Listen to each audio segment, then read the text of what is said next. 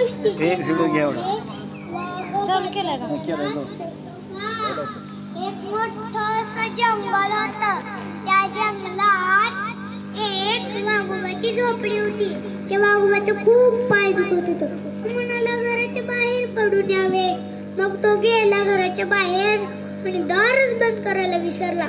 थोड्या वेळानं तिथे पिटुकला ससा टुन उड्या मारत आला. अजून पुढे गेला. कोणीच नाही.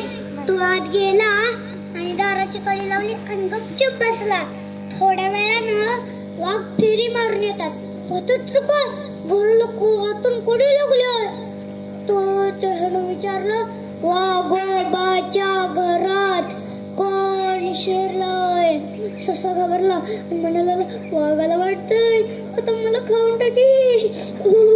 सशानं सर्व जीव एकवटला आणि आतून उत्तर दिलं, ससूल ससूल के डुलक्या मारी वाघोबाचा डोळा फुडील.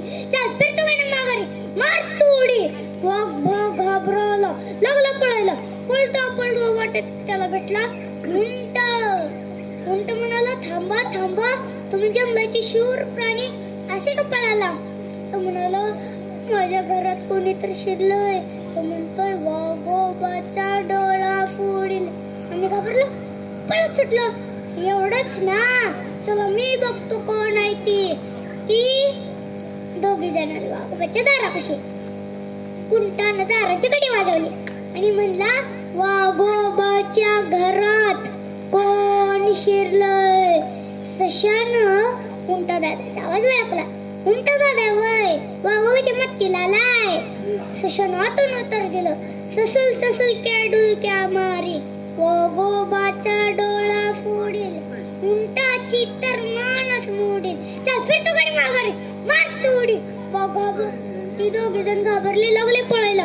पळता त्यांना वाटेत भेटला हसवल म्हणाला, थांबा थांबा थांबा, तुम्ही जंगलाचे शूर प्राणी असे का पळाला.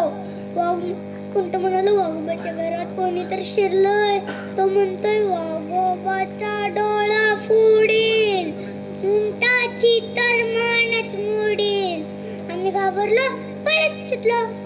एवढंच ना, चला मी बघतो कोण आहे ती तिघी जण आली वाघोबाच्या दारापाशी. हसवालानं दाराची कडी वाजवली आणि उत्तर म्हणला, वाघोबाच्या घरात कोण शिरलंय. सशानं हसवल दादाचा आवाज ओळखला. हसवल दादा वय वाघोबाच्या मत्तीला आलाय. सशानं आतून उत्तर दिलं, ससूल ससूल के डुलक्या मारी वाघोबाचा डोळा फोडील. उंटाची तर मानच मोडील. हसवलाच्या झिंग्या आपशील. चल फिरतो का माघारी, मार तोडी.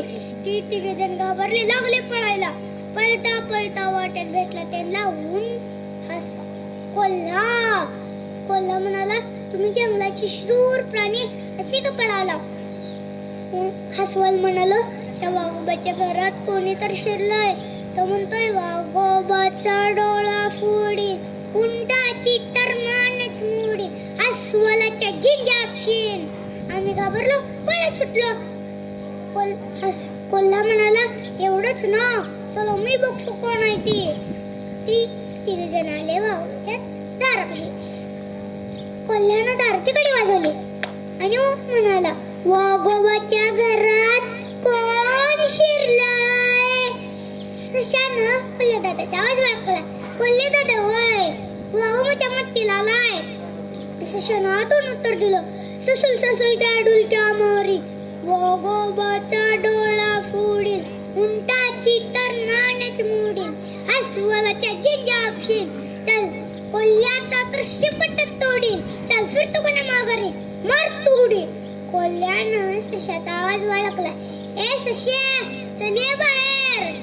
घाबरला, दाराची हळूच कडी काढली आणि गपचूप बसला. दार उघडल्या बरोबर वाव, उंट, हसवल, कोल्हा दार दिशा हातात. तर काय, घरात कोणीच नाही. ससा दारच्या पाठीमागून दम पळून गेला. म्हणून मुलांना मला या गोष्टीनं असं सांगायचंय, सशासारखं न घाबरता न भिता आपण असं वागलं तर आपल्याला हमखास यश मिळतं. धन्यवाद.